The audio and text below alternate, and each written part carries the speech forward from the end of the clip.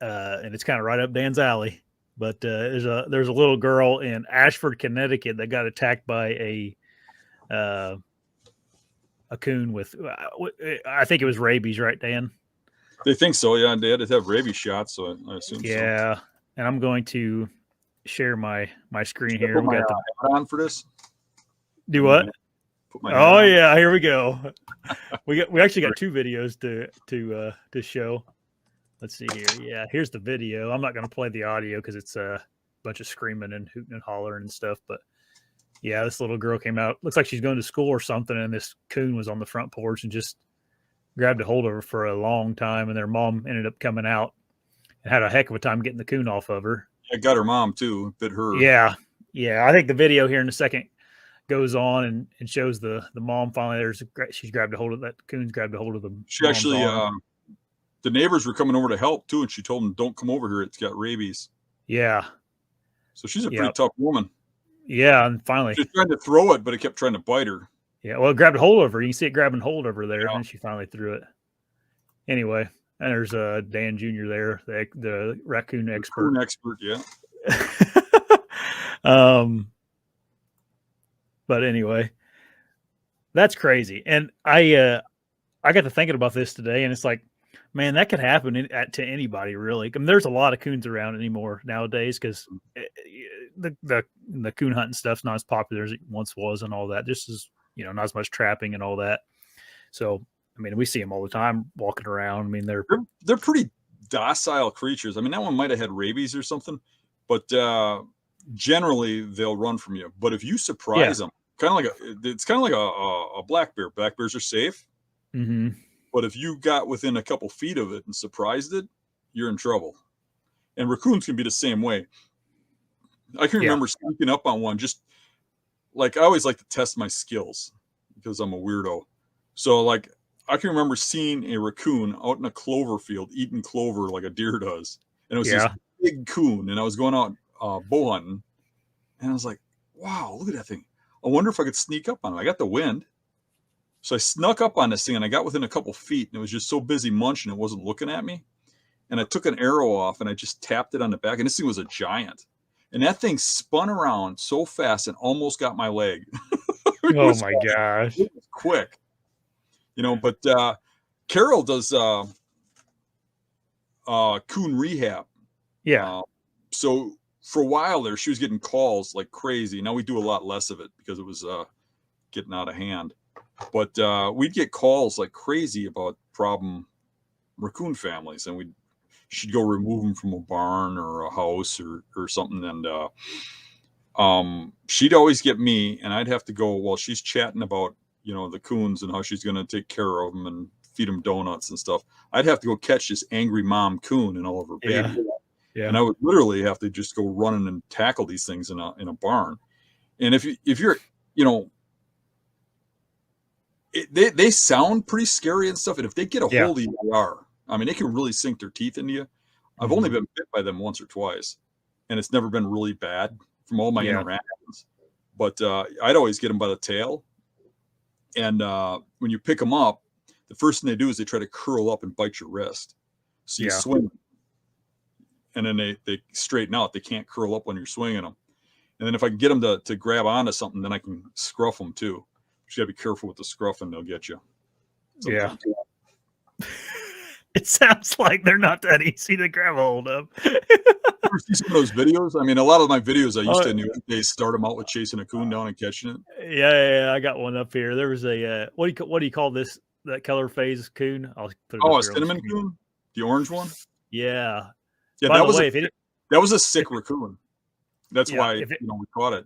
Yeah, if anybody wants to go down a good rabbit hole, go to the Hunting Beast YouTube channel and then just go like oldest video first and just start watching some old random stuff on there.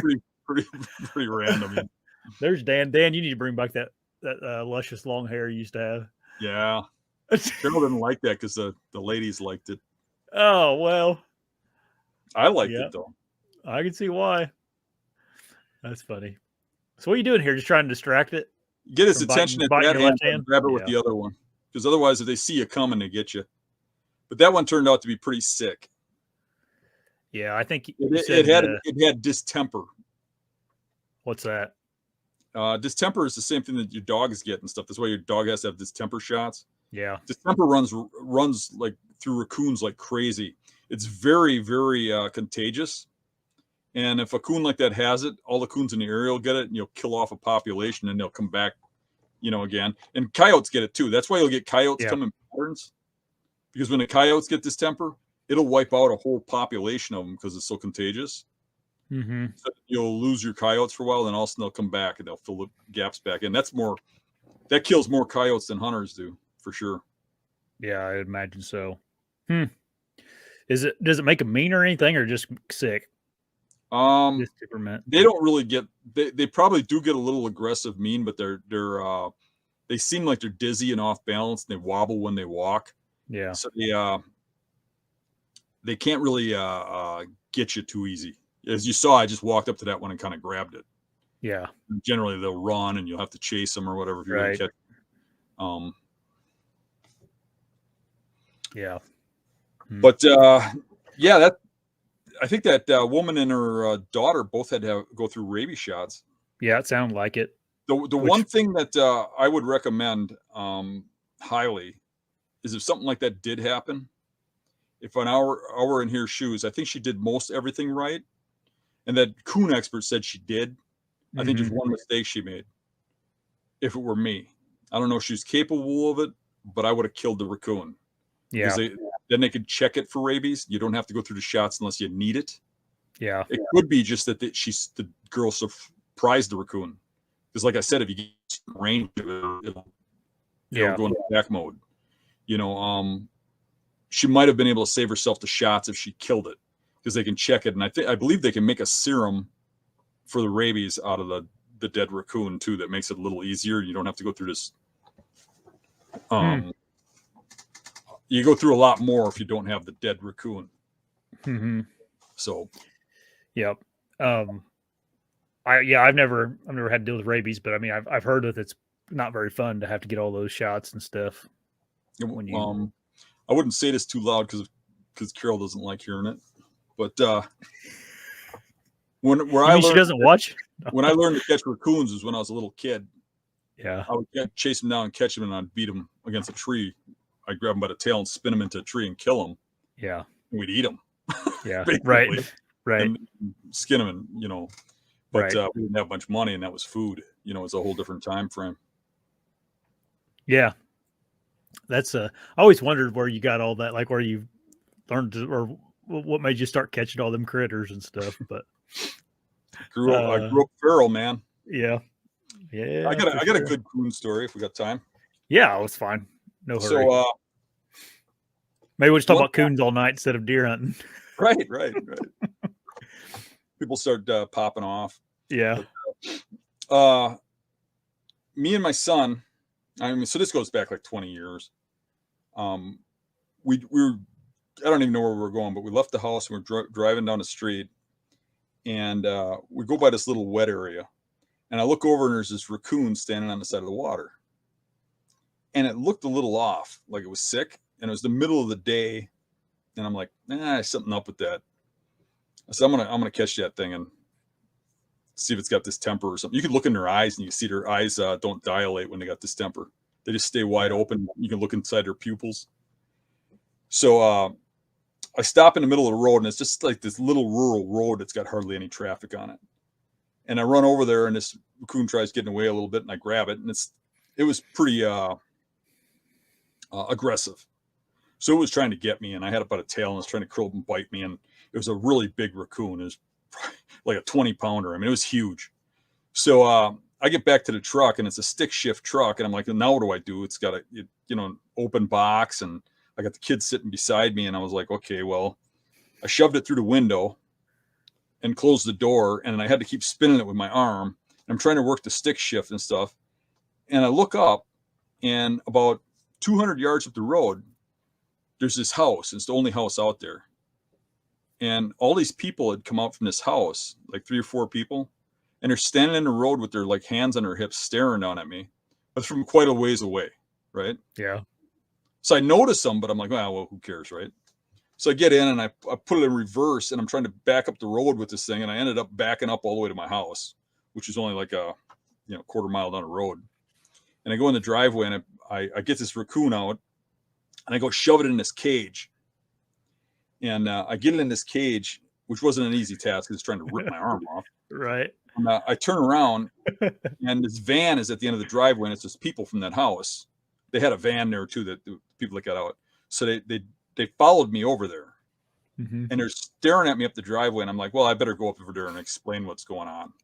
So I start walking up to them, and they slam it in reverse and spin their tires and take off like crazy, like I'm going to kill them or something, I'm like, well, okay.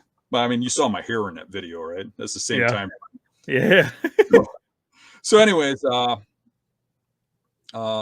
go in, and Carol comes out. She's looking at it. We're looking at it with a flashlight and stuff. She's, yeah, that's got this temper. It's just not as far gone. That's why it was still aggressive.